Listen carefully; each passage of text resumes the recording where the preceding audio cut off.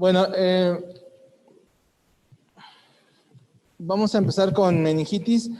Meningitis bacteriana es un proceso severo, discapacitante y que puede dejar pacientes para el teletón o se mueren. Así. Aclaro, yo digo cosas porque me he dormido, soy infectólogo pediatra y estoy medio encefalópata porque soy médico, entonces digo muchas cosas que luego para llamar la atención o para que sea menos tenso. Si a alguno le ofende, se le parece que tiene género, me dicen y me voy más serio, ¿va? Sí, porque luego nunca falta el que es del Opus Dei o cosas así y yo digo muchas incongruencias porque pues tengo a mi disposición sífilis, VIH, entonces pues puedo bromear con eso de cuantas veces yo quiera porque es divertido para mí. Si le molesta a alguno, me dice, por favor. Entonces, pues básicamente es una inflamación de las meninges y ya empezamos mal. ¿Tienen uno que sirve?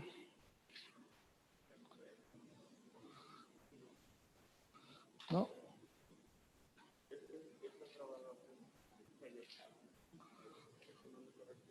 No, tampoco jala. Si no lo transmitimos de... ¿Ya?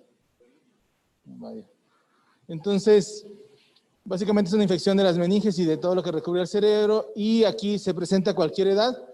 El riesgo máximo es lactantes entre 1 a 12 meses y entre el 1 y los 5 años abarca el 95% de casi todos los casos.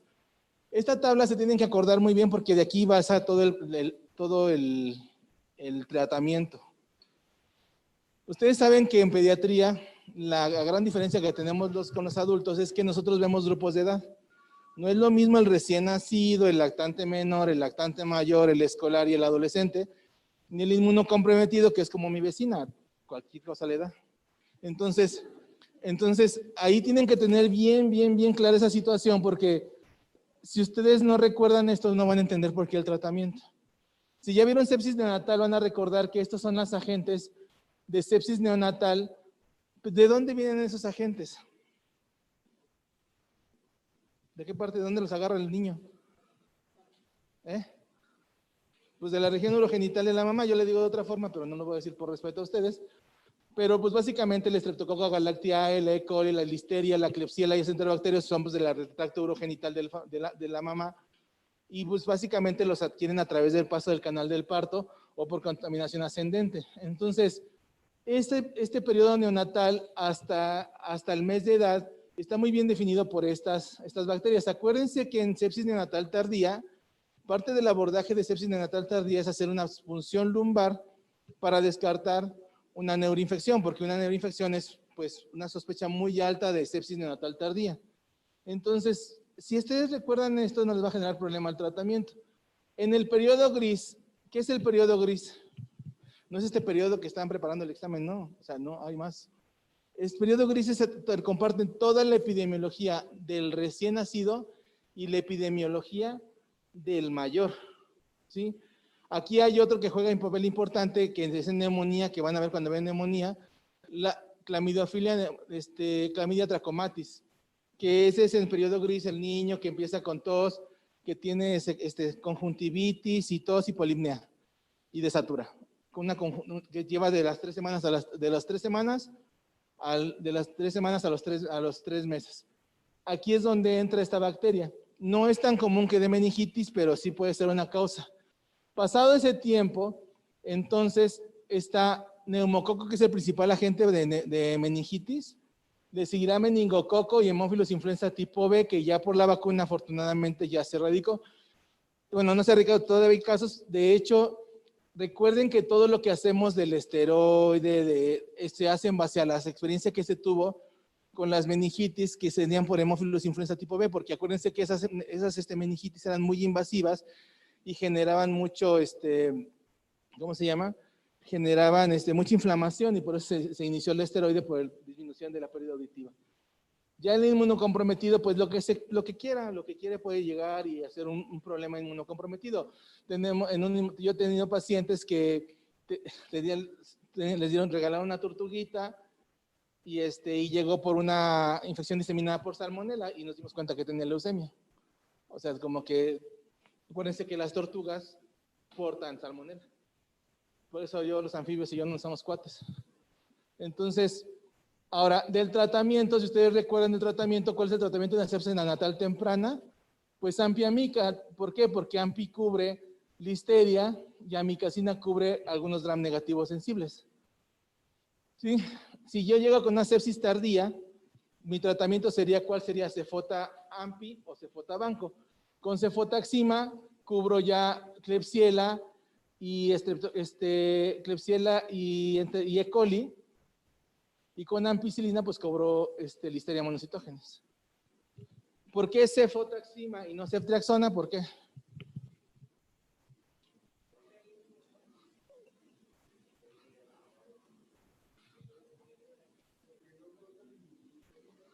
Porque acuérdense, ¿qué metabolismo tiene la ceftriaxona? Hepático. ¿Cuál es la causa de los problemas más comunes de un niño, de un bebé? Hiperbilirubinemia multifactorial, ¿no? Entonces, básicamente no metaboliza bien la ceftriaxona, por eso en menores, en lactantes, en neonatos no damos ceftriaxona, damos cefotaxima porque el metabolismo es renal.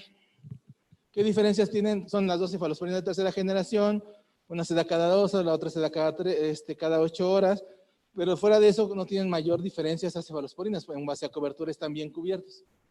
Pasado el tiempo, después cuando ya tiene un paciente, un paciente de 3 a 12 años o ya mayor, el tratamiento de elección sería ceftriaxona vancomicina. ¿Por qué ceftriabanco? Porque ceftriaxona me cubre perfectamente bien Neisseria meningitidis, me cubre perfectamente bien Haemophilus influenza, pero ¿por qué dejo la vancomicina? ¿Por qué dejo la banco en meningitis? Porque si cubre neumococo, ¿por qué voy a dejar vancomicina? Son esas cosas que tenemos que entender bien porque si no, no podemos dar el siguiente paso.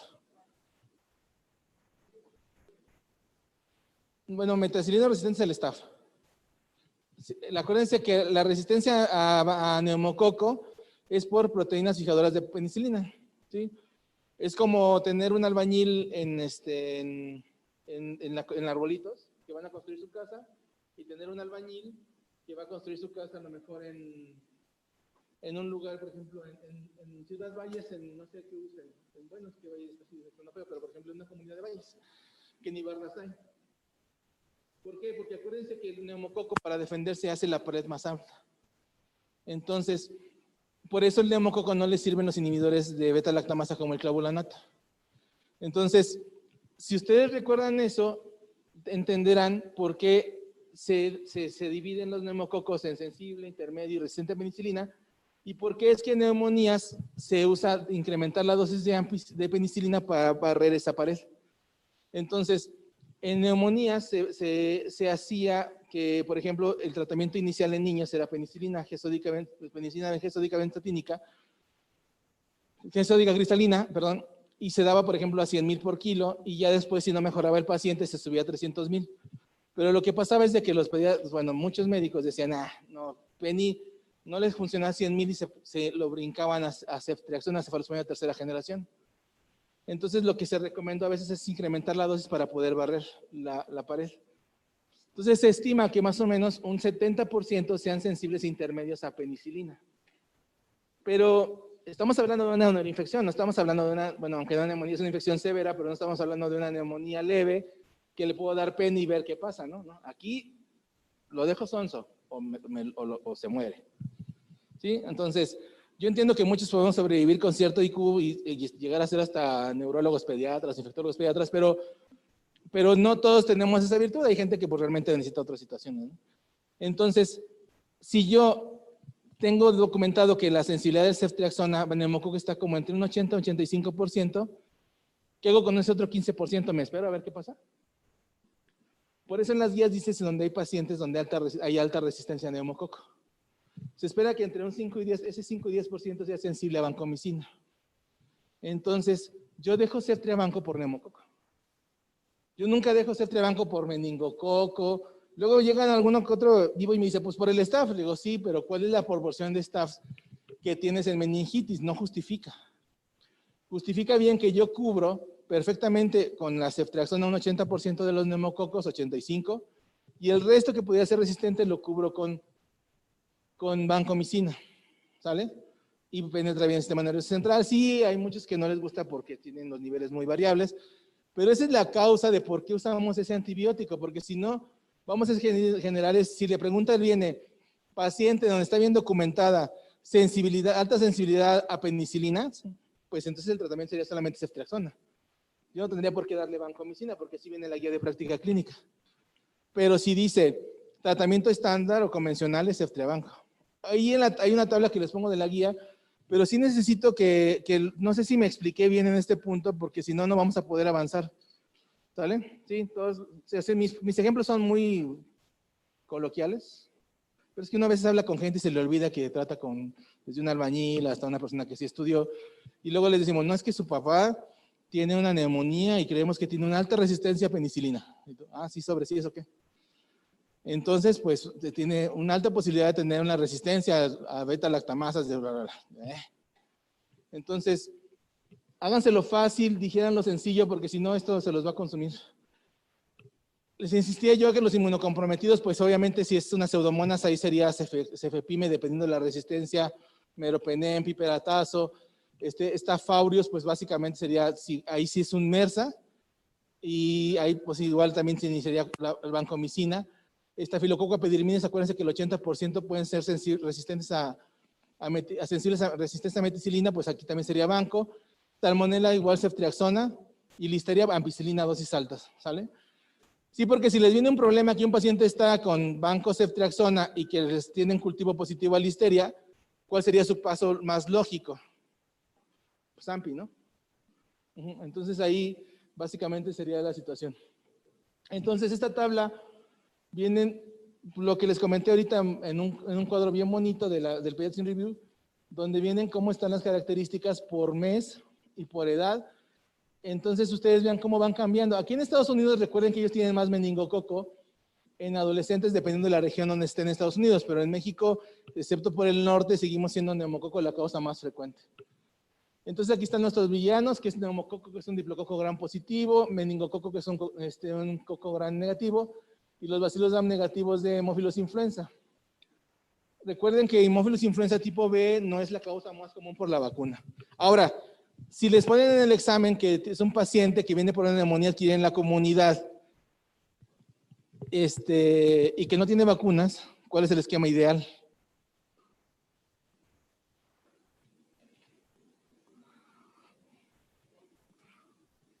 Ceftriaxona, ¿por qué? Porque Haemophilus influenza es el principal agente. Seguro, doctor, va a hacer el examen. Tiene que sacarse un 10. Entonces, esto es, aquí, o sea, aquí en el examen, aquí es como en la vida. O sea, si tú estás seguro de algo, lo pones y no lo cambias. Porque no seguramente a ustedes les ha pasado de chin, cambio esa pregunta. Entonces, aquí a menos de que no puedan poner su virginidad o lo que tengan todavía disponible para perder de alguna forma, pues no cambien la pregunta. Entonces, porque eso es muy común. O sea, lo dijiste bien. Entonces, Haemophilus influenza tipo B es un riesgo en un paciente que no está vacunado. Entonces, yo no le puedo empezar con Penny. Me tengo que ir con Ceftria o cefotaxima.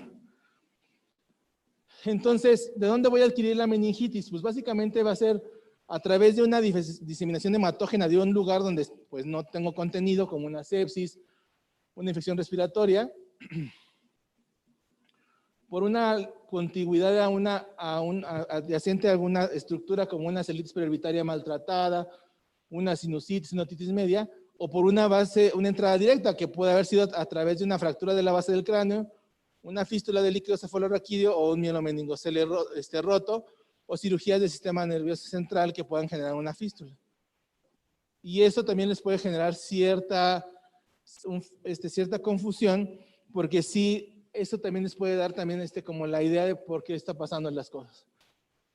Acuérdense que un 20% de estos niños pues van a tener una enfermedad que les predispone a tener a desarrollar la meningitis, por ejemplo, una válvula de derivación ventriculoperitoneal, o sea, una válvula mal aplicada, donde el cirujano se fue a los tacos, se fue al baño, no se lavó las manos y tiene una E. coli, pues básicamente esa es la entrada. Un implante coclear, aquel trauma que tuvo fuga de líquido cefalorraquídeo, disfunción esplénica, que es por eso que damos profilaxis para neumococo con penicilina B potásica, y las inmunodeficiencias naturales, digo, adquiridas o naturales. Entonces, pues básicamente todo esto es una inflamación generalizada que llega a tener trombosis, ventriculitis, vasoespasmo, y que al final pues va a llegar a tener una inflamación generalizada de meninges y nervios ópticos. Y todo esto al final, si no se controla, va a llevar a algo que se llama un edema citotóxico, una hipertensión intracraneana. Pues al final se van a morir por hipertensión intracraneana, porque pues obviamente esto es como que ahorita que está pasando mucho que los pacientes no están llegando porque tienen miedo de ir a un hospital porque se van a contagiar de COVID y llegan casi al borde de la muerte, pues vamos a empezar, y que sí nos ha tocado ver pacientes complicados así, pues todo esto, su edema vasogénico, el intersticial, el citotóxico o el bloqueo de absorción de líquido cefalorraquídeo, pues va a llevar a una hipertensión intracraneana. Como ustedes recordarán, después de pasar el periodo neonatal, tenemos datos clínicos. La verdad es que el neonato es difícil. Muchos se burlan de los pediatras porque somos como un estado entre veterinarios y pediatras, porque a veces pues el niño nada más se queja, se mueve, llora muy fuerte, llora poquito, no se mueve mucho. Entonces, pues básicamente a veces uno dice, pues si ustedes leen mucho de la patología neonatal y le dice que tiene letargia, rechazo al alimento, ictericia y palidez, casi toda es la patología de los neonatos. Pero sí es cierto que, por ejemplo, las distermias hablan mucho de un proceso infeccioso, una distensión abdominal, dificultad respiratoria, las apneas. Un paciente que tenga apneas, eso es algo infeccioso hasta no mostrarse lo contrario, porque un bebé no tendría, que son los que les llaman, los que tienen todo el riesgo de muerte súbita, irritabilidad, llanto de tono alto, crisis convulsivas de reciente diagnóstico. Y acuérdense que el neonato no tiene signos meningios, ¿por qué?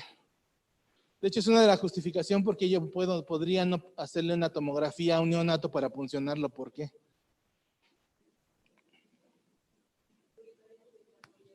Esa es una. La inervación todavía no está bien desarrollada. ¿Y la otra? Pues tiene fontanela. La fontanela ayuda a que no se me vaya a enclavar o no se me vaya a herniar.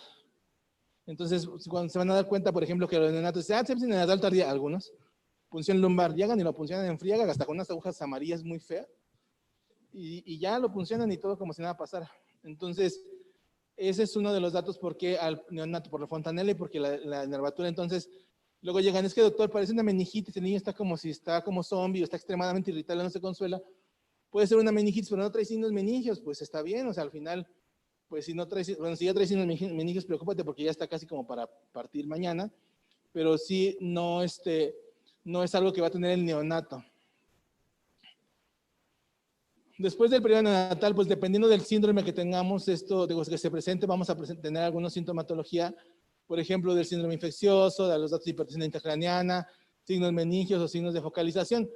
En el cuadro infeccioso, básicamente, pues es un paciente que puede tener fiebre con un antecedente de una infección de vías aéreas superiores, con que pudiera ser una sinusitis, una otitis, una rinitis, o que tuviera otro sitio infeccioso, por ejemplo, en el neonato, una infección urinaria en el menor de 1 mes o de 2 meses, ¿se va a su casa o se queda? ¿Por qué? ¿Cuál es la justificación? No se lavó bien la colita, se estreñó, ¿qué pasó? Porque son de las causas. Es que es sistémico. En un neonato, una infección de vías urinarias es una bacteremia, hasta no es demostrarse lo contrario. De hecho, se espera que fue primero la bacteremia y después fue la infección de vías urinarias. Entonces, un neonato que tiene infección de vías urinarias, pues no piensas que fue por ascendente. Sí, hay quien presenta con malformaciones urinarias, pero no en el periodo neonatal, en el primer mes o en los primeros 2 meses. Por eso las guías, van a ver que las guías para infección de vías urinarias en pediatría son para mayores de 3 meses, por esa condición. Entonces, podemos encontrar leucocitosis como trombocitosis o trombocitopenia y una PCR elevada y una procalcitonina alta. El síndrome meningio, pues básicamente son por los datos clínicos los signos clínicos meningios que ustedes ya conocen, como Kernin, Brusitsky y rigidez de nuca, aunque también pues podemos tener estos datos de púrpura o petequias, que vamos a ver ahorita que están temas bastantes. Y aquí pues básicamente es un paciente con un cuadro encefálico, con cuadro de sistema nervioso central, con estas lesiones. Es una es una meningitis por meningococo hasta no demostrarse lo contrario. Y acuérdense que también si la fontanela está muy abombada o tensa, pues también significa que tiene un aumento de la presión intracraneana y hay que descartar cuál es la causa, ¿sí? En los de hipertensión intracraneal, lo ideal es encontrarla en esta etapa, que estando datos tempranos, que son cefalea, una llanto de tono alto, el vómito, alteraciones en el estado de alerta, la fontanela abombada, una separación o diástasis de las suturas, que es como inicialmente se presentan. Pero si ya me llegan con datos tardíos, pues dice mi maestra que hasta el barrendero dice, no, sí trae una meningitis, porque pues ya es llegar a este punto, es cuando ya nadie hizo nada y ya llegó en una etapa muy complicada y el pronóstico es muy malo. Cuando ya te llega con una triada de Cushing, con una dilatación popular o edema de papila, el pronóstico es muy, muy malo. Los signos focales también son comunes, aunque también recuerden que focalización más cuadro febril es una encefalitis hasta no demostrarse lo contrario. Claro, si el paciente tiene, si por ejemplo le toman una biometría y no trae leucocitosis o trae leucocitosis con predominio de linfocitos, pues básicamente ahí sí sería una encefalitis. Si yo sospecho una encefalitis y está focalizado con crisis convulsivas, está monoparético, tiene desviación de la mirada, crisis convulsivas, pues ahí el principal agente que tengo que descartar es herpes. ¿Por qué herpes? Porque es herpes el que es único que tiene tratamiento, bueno, de los más comunes que tiene tratamiento y que le puede ayudar a que no tenga complicaciones. Por eso sí es bien importante que recuerden focalización. Si me dicen, es que sabes que tiene una procalcitonía de 8, en rasgo de choque séptico y está focalizado, pues sí, básicamente eso sí puede ser algo bacteriano. Por eso los datos de laboratorio son importantes, porque hay ocasiones en el que el líquido no es tan definitivo, no es tan concluyente para decidir qué es lo que tiene, por eso nos tienes que apoyar de los estudios de laboratorio. Dejen agarrar aire porque no ayuda. En el de diagnóstico pues está un hemocultivo, una glucosa central y periférica. ¿Por qué central y periférica? Digo una central y de líquido cefalorraquídeo, porque ahí yo voy a hacer la diferencia del porcentaje que se me está moviendo para determinar si es bacteriano o no. ¿Sí? Unos electrolitos séricos, porque las hiponatremias, como se los dijo el doctor Vicente, pueden dar crisis convulsivas sintomáticas. Y del líquido cefalorraquídeo yo necesito un cultivo con un conteo celular diferencial, con una glucosa central y de líquido cefalorraquídeo, proteínas y aglutinación en látex. Porque al final, pues también tengo que determinar qué etiología tiene. Pero antes de la punción lumbar, pues ¿qué necesito? Una tomografía. ¿Por qué la tomografía? Esa es de la guía de práctica clínica y sí tienen que tenerlo en cuenta, porque al final es cuando dice dónde sí definitivamente es definitivo hacer una tomografía. Si el paciente tiene meningitis con un estado de inmunocompromiso, con VIH o SIDA, o que tiene terapia o está trasplantado, o toma alguna terapia inmunosupresora, ahí está indicada. Cuando tiene una enfermedad del sistema nervioso central con una lesión focal y que empieza con una nueva crisis, tengo que volver a hacer la tomografía con una crisis convulsiva de reciente inicio, o que tenga papiledema o alteración del estado de conciencia o déficit neurotrófico focal, como que no tuviera respuesta de las pupilas dilatadas, una alteración de la movilidad ocular. Entonces ahí sí, pues definitivamente aquí sí se debería hacer la tomografía.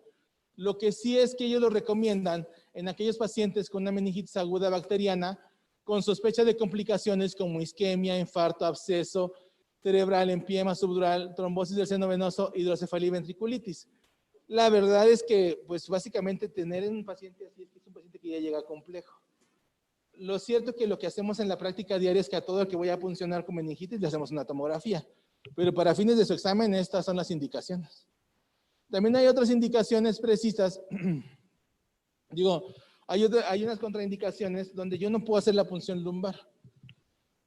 Recuerden que hay contraindicaciones que son absolutas y las relativas. ¿Cuál es la diferencia entre las absolutas y las relativas? Pues que básicamente que las absolutas no voy a poder hacer nada y no lo puedo puncionar, y en las relativas yo puedo modificar la condición y entonces lo podría puncionar. Pero si es un paciente que llega con una meningitis, con datos de choque séptico, se está muriendo, pues no es que sabes que no tiene los tiempos corregidos, no le voy a hacer la punción. Y el antibiótico, pues que no le echo la punción como le inicio el antibiótico. Sí. Acuérdense que la prioridad es tener paciente para tratarlo. Entonces, de nada sirve querer que tener así, todo así como dice el libro, y el paciente se muere, pues ya no tiene caso, ¿no? Entonces, Ahí por eso el código sepsis y la hora dorada y todo lo que tiene que ver con esta situación, hablan mucho acerca del tiempo en que se debe iniciar el antibiótico. Y esas son preguntas capciosas que les ponen en los exámenes, de que casi está muriendo, boqueando, y le ponen el antibiótico cuando la vía aérea es prioridad. Entonces, acuérdense, primero hay que tener paciente para tratarlo. Sí, porque si no hay paciente, pues ¿qué tratamos? Ya se acaba todo el objetivo de lo que estamos haciendo, ¿no? Entonces, ¿cuáles realmente son contraindicaciones absolutas? Pues si tengo datos de hipertensión intracraneana como papiledema, datos de cerebración, si tengo infección en el sitio donde voy a puncionar, hay datos de una hidrocefalia obstructiva, o ya tiene datos de edema cerebral, una herniación, donde yo lo voy a poner una tomografía, una resonancia, pues definitivamente no lo puedo funcionar. De las relativas, pues si mi paciente llega con una escala de Glasgow menor de 8, con crisis convulsivas, tiene datos de coagulación intravascular diseminada, con datos de sepsis e hipotensión, o está focalizado y que sospecho realmente que tiene una lesión en la fosa posterior, tiene el antecedente de que tiene una lesión, o que tiene una trombocitopenia menor de 50,000, pues ahí idealmente, pues primero lo tengo que corregir, perdón. Sí. Hoy te regreso la llamada, está en una clase. Bye.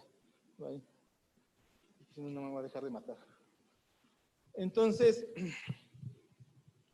y estas otras indicaciones para tomografía, si tienen que recordar una cosa, Citrobacter freundi, si ustedes dicen, es que tengo un cultivo con Citrobacter freundi positivo, yo no sé qué es eso. Lo que tienen que recordar para la vida es que si tienen un cultivo positivo, un hemocultivo, un líquido cefalorraquídeo, tengo que hacerle otra tomografía, otro estudio, porque hacen abscesos cerebrales. Está muy asociado el hallazgo de Citrobacter freundi con los abscesos cerebrales. Otras indicaciones, bueno, estas son deterioro neurológico, hipertensión intracraneana, focalización, una mala evolución clínica que yo le tengo que tratamiento y no me responde, un antecedente previo de enfermedad del sistema nervioso central, crisis convulsiva de reciente inicio, grado menor de 10, inmunocompromiso grave. Esas son indicaciones para hacerle una tomografía. Son indicaciones, sí tienen algo de relación con respecto a lo que dicen la de la guía de práctica clínica, pero aquí son más como indicaciones muy precisas. Lo ideal es que, les insisto, a todos se les debe hacer la tomografía. Esto también es muy importante que lo recuerden, porque si no, aquí la práctica no tuvo ningún sentido si no entendemos esta situación. ¿Sí me escuchan? Ya me cansé. Si el líquido está normal, hay que diferenciar entre un líquido normal, entre una meningitis bacteriana, entre una viral y una tuberculosa. Porque al final, esto es lo que les va a dar sus diagnósticos y dónde van a dar tratamiento, ¿no? Entonces, un líquido bonito, normal, como que espero muchos tengan, si desayunaron, porque quién sabe si tengan glucosa. Tiene color agua de roca, 0 a 10 células, 15 a 45 proteínas, 50 a 90 de glucosa y una tinción de gram negativo. Ese es el líquido bonito que todos queremos tener, pero muchos posiblemente no lo tengamos. Y si ustedes quieren hacer la diferencia con una meningitis viral, pues igual es agua de roca. La celularidad está ligeramente incrementada, entre 10 y 500 células. Las proteínas no están tan elevadas, entre 50 y 100 miligramos por decilitro de proteínas. La glucosa está igual o está normal y la tinción es negativa. Si yo me voy a una bacteriana, entonces en la bacteriana sí, pues el líquido está turbio, purulento. Hemos sacado hasta el líquido espeso, así chocolate bonito, con un cafecito. Y con unas células entre 100 y 20,000 células con predominio de polimorfonucleares. Las proteínas están más altas que la viral, entre 100 y 500 miligramos por decilitro. La glucosa está menor de 40 miligramos por decilitro o menos de 2/3 de la central. ¿Por qué? Pues obviamente si llega un paciente con 500 de glucosa, en el momento que yo le hago la punción y en la punción me salen que trae 100 de glucosa, dicen, no, pues está normal, pero no, porque ahí está menos de los 2/3 de lo que se espera. Entonces eso es una si dices que todo está bien, todo está patológico, pero obtiene la glucosa de 100, digo, ¿y cuál tenía de central? No le tomé, que es bien común. Entonces, ahí sí es bien importante porque eso hace la diferencia. Y una tinción de gram positiva, que la verdad es que no siempre está positiva porque depende mucho de la técnica, del horario, de la forma de la toma. Y una meningitis tuberculosa, que esto también es otro tema, que de hecho hay una guía de práctica clínica de meningitis tuberculosa. Aquí el líquido es xantocrómico, o sea, amarillo, como la cerveza que les gusta a algunos. Las células más o menos están no tan altas como la meningitis tuberculosa, digo, meningitis bacteriana, pero pues no están normales. Aquí la diferencia es que hay mucha proteinorraquia. Acuérdense que una de las indicaciones de esteroide en tuberculosis es meningitis tuberculosa porque hacen hidrocefalia. De hecho, en pacientes con datos de cráneo hipertensivo se sugiere hacer una válvula, colocar una válvula de derivación ventriculoperitoneal, es una indicación. Si relacionan eso con la evolución, que no son, porque estamos hablando de bacterianas, son 3 días, una tuberculosa pueden ser 2, 3 semanas, un mes, son meningitis subagudas, y que es una tinción negativa o un VAR positivo, pues ahí básicamente lo asocian. Y que la glucosa también va a estar baja. Hay unos que reportan que no es tanto, pero hay quienes reportan que hasta 20. Entonces, gramos por decilitro, igual la relación es muy importante. No sé si me expliqué de este cuadro. Si a todos les queda claro, podemos seguir adelante con esta plática. La misa puede continuar. Entonces, recordando esto, esta tabla viene un poquito más desglosada. Aquí lo que agrega es que básicamente están los métodos de PCR, por ejemplo, para encefalitis viral, donde acuérdense que por transcriptasa reversa se tiene un panel para todos los virus herpes, donde entra herpes 1, herpes 2, Epstein-Barr, citomegalovirus, entonces algunos enterovirus que son importantes para el tratamiento. Bacterias también hay unos paneles de PCR donde también dan una gran variedad de agentes etiológicos. Y la parcialmente tratada, ¿qué es una parcialmente tratada? Es una meningitis tratada con el antibiótico correcto, a dosis incorrectas o con el tratamiento correcto por el tiempo inadecuado. ¿Sí? Porque dicen, es que le di trimestoprim y es que no, llegó con una meningitis parcialmente tratada. No, o sea, no es una parcialmente tratada porque ni fue el antibiótico correcto por la vía adecuada ni por el tiempo adecuado. ¿Sí? Entonces, Lyme, hongos y tuberculosis son muy parecidas. Aquí pues obviamente se hace también PCR para Mycobacterium tuberculosis. También están los VARes que también se pueden hacer, pero son positivos en menos del 30% de los casos. Ahora, función lumbar traumática, todos aquellos ustedes se dan cuenta cuando dicen, no, es que le salió un poquito de sangre y está así como cuando le sale sangre de la nariz, no el líquido. No es válido el líquido. Sí hay unas reglas que es, si yo tengo una punción lumbar traumática, voy a tener 2 leucos y 1.1 miligramos por decilitro de proteína por cada 1000 eritros. Han de decir que son muchos eritros, pero yo les digo que he visto funciones muy, muy traumáticas, donde le dieron como 5 o 6, que también eso está mal, porque también eso retrasa el tratamiento. Ok. Esto es de la guía de práctica clínica, si lo tienen que recordar, son muchas letras, yo lo sé, pero pues así viene la guía y si no, pues eso viene. Entonces, el problema de la aglutinación en látex es que no es como para que, es que la aglutinación en látex salió negativa, no me preocupo, pero el líquido está positivo, pues tú le das valor completamente al líquido. ¿Dónde tiene valor? Y esto es donde todo lo que dice aquí se resume, es que en aquellos que tuvieron tinción de Gram negativa a gérmenes, es cuando yo realmente le doy valor, o cuando ya recibió tratamiento donde la tinción y el Gram son negativos, me ayudan para la orientación diagnóstica. ¿Por qué? Porque pasa que a veces nosotros tenemos una meningitis o una encefalitis y meningitis y encefalitis, donde están en las primeras horas y se tiene clínica de bacteriana, pero no tiene líquido de bacteriana, o tiene mucha clínica de encefalitis, pero está como pintando porque tiene un predominio, pero así de 10% más para viral, digo para bacteriana y es viral. Ahí se recomienda puncionarlo nuevamente cuando hay duda diagnóstica. La PCR, pues también aquí nos ayuda en diferenciar el diagnóstico de meningitis bacteriana. Sí es importante, se puede usar para la decisión de dar tratamiento o terminar el tratamiento en base a que no tiene respuesta, o en aquellos donde la tinción de Gram fue negativa. La realidad es que no todos tienen PCR. Ahora, de los diagnósticos de laboratorio, proteína C reactiva, aquí juntos la PCR con procalcitonina, nos habla de si es una meningitis bacteriana cuando el líquido está negativo o si es una viral, para determinar si es viral o bacteriana. Básicamente por los valores. La más sensible es procalcitonina, ¿sí? Procalcitonina tiene una especificidad y sensibilidad mayor del 100% para el diagnóstico de meningitis bacteriana, y aquí también nos da utilidad para diferenciar entre una meningitis bacteriana y viral. Por ejemplo, si un examen, paciente masculino, 5 años de edad, que llega por el tíngolo-língolo, como dice el doctor Vicente, crisis convulsivas de reciente diagnóstico, fiebre persistente, en cuadro de sinusitis, hace una semana, tratada con penicilina intramuscular cada 3 días. El paciente llega con rigidez de nuca, Kernin Brusitsky negativo, con un líquido cefalorraquídeo muy tendente a la viral, pero tú tienes todo que es bacteriana, le haces una proca. Y la proca dice, no, ¿sabes qué? Sí, está en valor arriba de 0.2, pues es altamente sospechoso de la meningitis bacteriana. Por eso estos valores les dan como las recomendaciones, porque son distractores. ¿Sí? O sea, si les dicen, es que tiene todo, pero el líquido está normal, pero esta es bacteriana, pero fíjate, la PCR está en 500 o en 300 y la procalcitonina está de 8, entonces esto es bacteriano hasta no demostrarse lo contrario. No sé si me explique, estoy siendo muy drástico, pero es como a veces también para que ustedes identifiquen.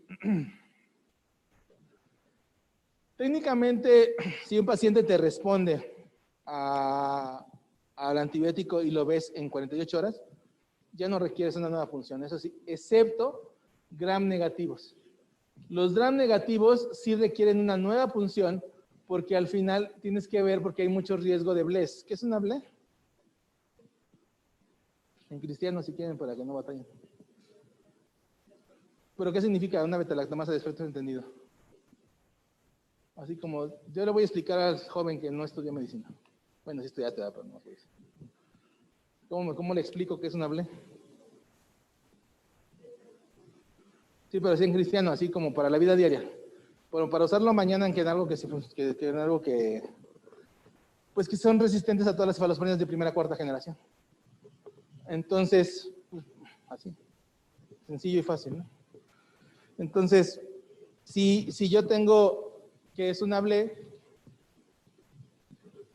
pues al final, pues yo sé que no le va a hacer nada, no le puedo poner Ceftriaxona, Cefepime, lo que yo quiera y no le va a hacer nada. De primera a cuarta, ¿no? Porque están todas las de quinta generación. Entonces, si el paciente no responde al tratamiento inicial, pues tienen que volverlo a puncionar porque o es resistente o tiene un mal diagnóstico, era viral y no responde, entonces es bacteriana. O en aquellos que no tienes 48 horas y no responden, o que no, o que tú ves que tiene un gram negativo y que de inicio te sale un E. coli, entonces tu obligación es irte otra vez a puncionar lo que se negativizó, porque acuérdense que el tratamiento es de 21 días en un E. coli, un gram negativo, y tengo que ver que sí sea sensible y que respondió al esquema, porque si no, pues lo tengo que cambiar. ¿Cuándo me voy a dar cuenta que sí jaló, como decimos en el bajo mundo? Cuando tiene control de desaparición de la fiebre, cuando ya respondió, no tiene datos de sepsis, choque séptico, y cuando ya no se ha deteriorado más de 48 horas, así ya estaba, o sea, ya no lo vas a recuperar más, ya sea igual, no, ya no empeoró, y ya no tengo datos de que se me complicó, los laboratorios están normales, los tiempos se mejoraron, entonces eso ya habla de que tuvo respuesta al tratamiento, y ahí yo no voy a iniciar otra cosa. Del diagnóstico diferencial, pues básicamente está con adenitis cervical o retrofaringia, sinusitis, mastoiditis, un absceso. Los de mal pronóstico, donde pues ya valió, básicamente cuando llega con un estado muy alterado al ingreso, donde trae hipertensión intracraniana, donde tiene más de 4 días, porque ya con 4 días perdiste mucho tiempo, donde tienes una parálisis motora, el menor de 6 meses de mucho riesgo. O si te encuentras que tiene menos de 20 miligramos por decilitro en el líquido cefalorraquídeo, más de 10,000 células porque te va a hacer una hidrocefalia, o que tenga más de 1 gramo de proteínas que te va a hacer una hidrocefalia secundaria, o que no te negativiza el frotis del neumococo en 24 horas, o en 48 horas de las enterobacterias, que es donde realmente está indicada la punción, pues entonces ahí ya valió. Entonces ahí ya fue demasiado, como dice la canción, fue demasiado tarde. No sé si ustedes la conozcan, pero pues no me quiero sentir más viejo de lo que me siento a veces, entonces así lo vamos a dejar. Tratamiento, pues básicamente primero es el diagnóstico, ¿no? Diagnóstico y tener paciente. Primero la vía aérea, la respiración y la circulación. Pueden tener el caso excelente, bonito, así chulo de bonito, dice mi mamá, chulo de bonito de que es una meningitis, pero tiene una frecuencia cardíaca de 40 por minuto, no le voy a iniciar ceftriaxona, ¿estamos de acuerdo? No, voy a reanimarlo. O primero que tenga una frecuencia para que lata su corazón, para que sobreviva, para poderle darle antibióticos, para que tenga perfusión, ¿no? Después ya habrá antibióticos y después monitorizar las complicaciones, siempre en ese orden, porque al final, si no cumplen con esa línea, pues no tiene sentido empezarle primero a ver que si tiene complicaciones cuando pues, llega en paro, ¿no? Sí, porque es que a veces en el momento, no sé si se han dado cuenta, pero cuando estamos en el momento del estrés, que fue lo que pasó de mucha gente que se contagió de COVID, que llegó que no podía ver con la careta y que llegó y se quitó la careta y el cubrebocas y se contagió, porque teníamos ese complejo de Superman. Entonces, todo lleva una línea y todo debe llevar un protocolo para que no tengan errores en el abordaje de sus pacientes. Tratamiento. Pues miren, básicamente lo que les comentaba del neonatal, la meningitis neonatal, pues sería una cefalosporina de tercera generación más ampicilina, que sería Cefota-Ampi, que sería la primera línea, y Ampi-Amica sería la segunda. La verdad es que no estoy tan de acuerdo con esa tabla, pero así viene en la guía. De 1 a 3 meses solamente maneja cefalosporina de tercera generación. La realidad es que pues no, o sea, básicamente igual es una Ceftra banco, pero bueno, eso viene en la guía. Y en el de 3 meses es una cefalosporina de tercera generación más banco cuando tú sospechas de neumococo resistente. Y la Dexa, que ahorita vamos a hablar solamente de Dexa, 30 minutos antes del inicio de los antibióticos. Si no es antes, no sirve. Y eso les tiene que quedar bien claro, porque si les di una pregunta donde llegó y ya le habían iniciado, perdón, si les inició ceftriaxona y el paciente llegó con ceftriaxona y le dicen, pues está indicado la dexametasona, no, porque la dexametasona es antes. Si no, no tiene beneficio, ¿eh? O sea, ahí sí cuestionan mucho que no sirva. Y este es de la guía de práctica clínica y lo vamos a racionalizar de manera lo más que podamos. Las guías son guías y son guías para que ustedes pasen o reprueben el examen, pero si ustedes no lo racionalizan, luego les confunde más. Entonces, si a mí me dice que mi tratamiento de elección, y fíjense aquí la diferencia, mi tratamiento de elección es ceftriaxona o cefotaxima, pero si yo digo que tiene meningitis sospecha de meningitis neumocóxica resistente a penicilina, pues uso ceftriaxona o cefotaxima más vancomicina. Si a mí me dice la pregunta que tiene una alta sensibilidad a penicilinas, pues sí le pongo Ceftria. Si viene Ceftria, Ceftria. Pero si no me lo menciona, dijera el doctor, ni siquiera le pusieron por error, Ceftria banco. ¿Sale? En alternativo, como tratamiento de segunda línea, meropenem cloranfenicol, es cierto, meropenem después de banco puede ser una alternativa de tratamiento de neumococo, no lo usamos, pero sí, y cloranfenicol también. Mi problema con cloranfenicol es que hasta las gotas son tóxicas y pueden generar anemia plástica. Entonces, esto tienen que tenerlo muy claro. Y en alérgicos a la penicilina, vancomicina más cloranfenicol. La verdad que sí, igual yo la verdad que no comulgo, pero bueno, podría ser vancomero sin mayor problema. Pero si viene estas, pues ahí viene así en su guía y pues ni modo. Y en aquellas que tienen listeria meningitidis, pues amoxi o ampicilina, son una alternativa. Acuérdense que amoxi es la prodroga de ampicilina y que pues van a tener niveles más elevados. Sí, o sea, por eso la ampibioral ya muchos la hemos desechado, porque para alcanzar los niveles que yo alcanzo con amoxibioral hasta que se transforme en ampicilina, pues tiende a generar menos concentraciones en sangre. Sí, no sé si todos estamos en esa parte de acuerdo, que amoxi es una prodroga de ampicilina, una predroga. Pero entonces, pues aquí básicamente esa es la indicación como tal de que tiene una meningitis por listeria. Porque si les viene una pregunta que es la listeria y que el paciente estaba bien y que no tiene otro cultivo, pues obviamente ahí solamente se podría quedar con ampicilina intravenosa, que nadie lo hacemos, pero que se puede. Así viene la guía. Y esta es una tabla de tratamientos en base a la gente, igual básicamente habla lo mismo, pero este es de cómo lo van a usar. Entonces, pues aquí está, miren lo que yo les decía, el tratamiento estándar ellos pueden dar, de hecho se podría dar penicilina para una meningitis por neumococo, pero la verdad es que nadie lo hace. Y aquí les habla de los mix de neumococo, o cefotaxima, o si no, y una cefalosporina de tercera generación y tratamientos alternativos. Ceftria, cefota, cloranfenicol, cefepime, meropenem y fluoroquinolonas. Meningococo, pues AMPI, PENI o una cefalosporina de tercera generación, y dan como alternativas otras. Ahí está, ya se trabó. ¿Ya no sacó? Ya. La duración, donde dice la guía de práctica, aquí esta es la duración que se hablan en los libros de manera convencional, pero en la guía de práctica clínica, meningitis de 10 a 14 días, meningococo de 5 a 7, hemófilos de 7 a 14, neumococo 10 a 14, gram negativos y pseudomonas 21 a 28 días. Acuérdense de esto porque, ¿por qué esto? Porque los gram negativos son más difíciles de erradicar. Acuérdense que Staph aureus, cándida y pseudomonas hacen algo que se llama ¿qué? Biofilm, muy bien. Entonces, si yo tengo un catéter central con esos microorganismos, la indicación es retirarlo. Porque no lo voy a erradicar, no lo voy a erradicar porque al final genera una capa y tengo que erradicar la capita. Y también listeria 21 días.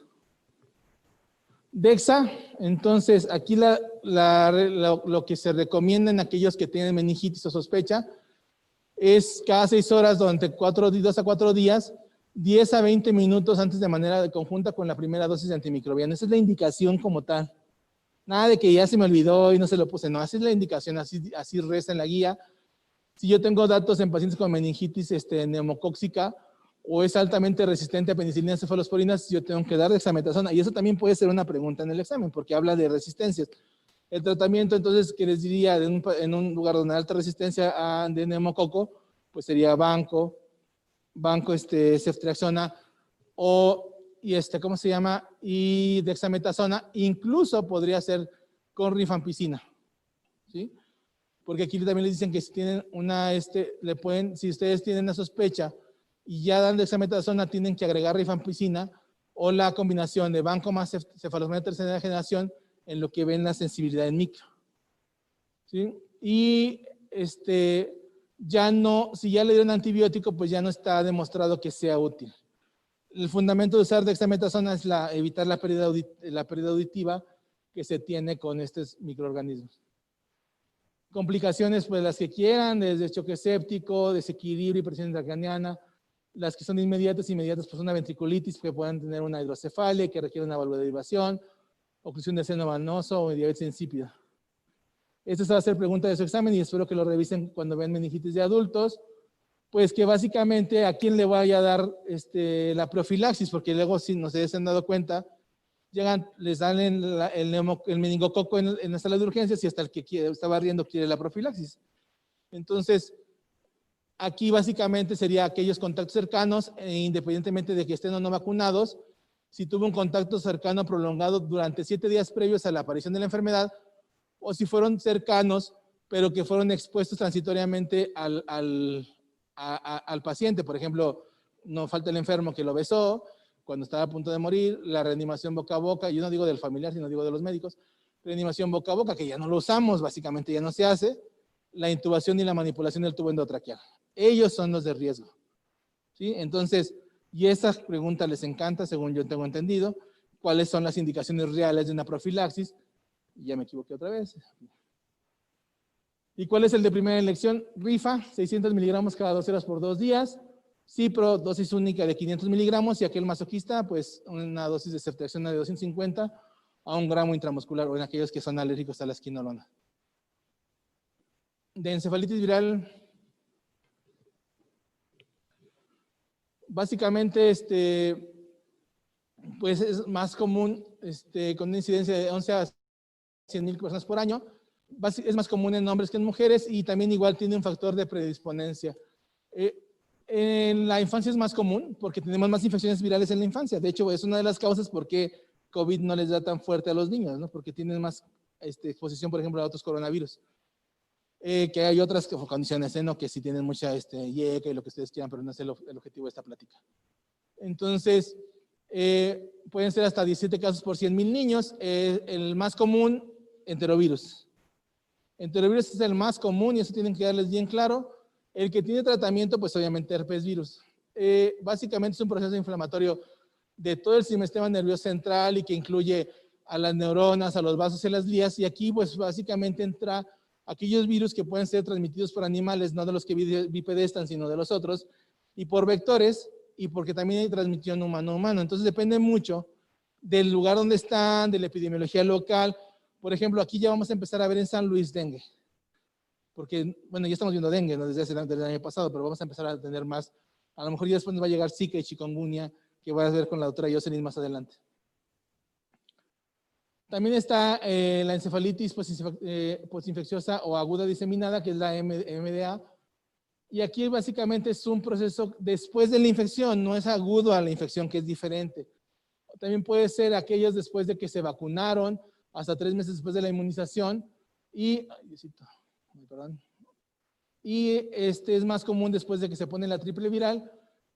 Sí hay una incidencia de 1 a 2 por 1 millón de habitantes y generalmente es más asociado a vacunación. También están los agentes causales como algunos los enterovirus que pueden ser polio y no polio, virus Coxsackie, ecovirus y los arbovirus que son básicamente aquellos que son transmitidos por artrópodos. Y aquí entra ya la de encefalitis equina del oeste, la del este, la del oeste, la de San Luis, la del Nilo, la de California, la de la Cross y la de los herpes virus.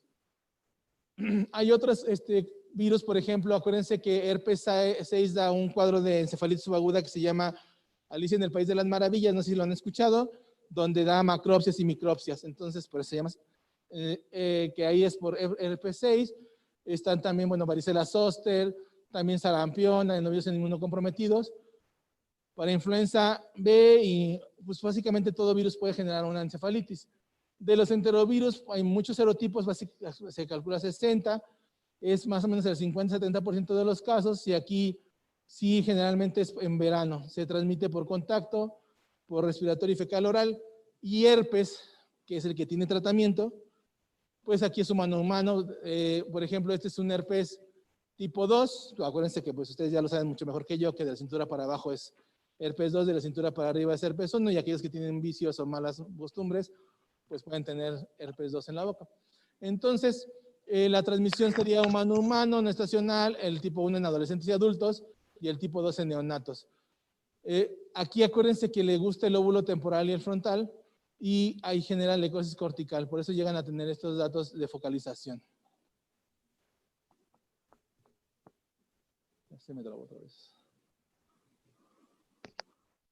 Varicela, pues también es muy común. Aquí lo único que tienen que recordar, pues que puede ser, es una complicación neurológica, no es tan común, pero sí se puede presentar. Puede dar ataxia, encefalitis, cerebritis, pero aquí puede ser durante la infección, postinfecciosa o postinflamatoria. Entonces, sí pueden encontrar ustedes el DNA del líquido cefalorraquídeo. Y los arbovirus, pues que básicamente son que son transmitidos por vectores. Y el más común es la encefalitis de San Luis. VIH también tiene su meningitis, pero aquí mucho lo que decimos es que también es que tiene mucho más susceptibilidad a otras infecciones como toxoplasma, criptococos, citomegalovirus y parvovirus. Se va a oír muy feo lo que digo, pero un paciente con VIH con SIDA, si ustedes quieren ver cómo se expresa un histoplasma, su máximo esplendor, una tuberculosis, paciente con VIH. O sea, porque ahí realmente ven lo que tiene que hacer. Es como ustedes que andan borrachos no quiero ser ofensivo, pero si ustedes son algún niño que se pone hasta y queda así en mal estado en un antro gay, pues igual, así más o menos. Entonces, básicamente ahí lo que tienen que recordar que es un estado de inmunosupresión súper severo que donde pueden tener lo que quieran. Las manifestaciones clínicas, fiebre en 76 a 100%, vómito, diarrea, anorexia y mialgias. Ahí pueden tener o no rash, que acuérdense que ahorita vamos a ver rash en virus. Puede haber faringitis, puede haber rigidez de nuca, pero es menos del 50%, pues ya me hice bolas. Y sí puede dar necrosis hepática, miocarditis, sobre todo en aquellos con herpes virus. ¿Me lo pone otra vez? Ya. Básicamente en herpes virus, convulsiones y focalización, que es más asociado a datos de infección genital. Podemos tener el enterovirus 71, que vamos a hablar de él en mano, pie, boca, parotiditis, ecovirus de la falla hepática, y pues básicamente el líquido puede ser normal, que ya hablamos del líquido cefalorraquídeo, y la biometría puede ser normal. También lo podemos encontrar, pues el aislamiento del virus es el estándar, pero básicamente cultivar un virus necesita tener un laboratorio de bioseguridad. Y aunque sí podemos encontrarlo en en cultivo tisular o en inmunoensayos, donde podríamos tener también incrementos de la IgG y IgM. También están la biología molecular, donde está, por ejemplo, parenterovirus, y les digo que hay otro más amplio, donde tiene una sensibilidad muy alta. El electroencefalograma es muy útil porque en virus por herpes simple puede estar afectado en hasta un 80%. El electroencefalograma está normal y puede afectar sobre todo el lóbulo temporal. Y el tratamiento, pues básicamente son medidas de sostén cuando no es herpes virus o otro virus herpes. Y aquí serían analgésicos, antipiréticos. O sea, tengo que si convulsiona lo controlo. Si tienen desequilibrio electrolítico se lo corrijo. Pero pues de los antirvirales, básicamente aciclovir, varaciclovir y foscarnet son los que son más útiles para herpes simple y varicela. Claro que aciclovir sobre todo y por conseguirlo es el más común. Varaciclovir es una prodroga de aciclovir. Y está también ganciclovir, que cubre citomegalovirus. Ganciclovir puede cubrir virus herpes, pero no al revés. Y esto también puede ser una pregunta capciosa, porque ganciclovir, si la indicación es herpes, virus herpes 6 o citomegalovirus. Si en dado caso es que tuvieran un herpes simple, pues inicialmente vamos a empezar con aciclovir y en pacientes refractarios foscarnet y cidofovir, pero la verdad es que no hay en México, entonces no, pues no, por eso no lo mencioné. Y la prevención serían vacunas, lavado de manos, el aislamiento adecuado de los pacientes.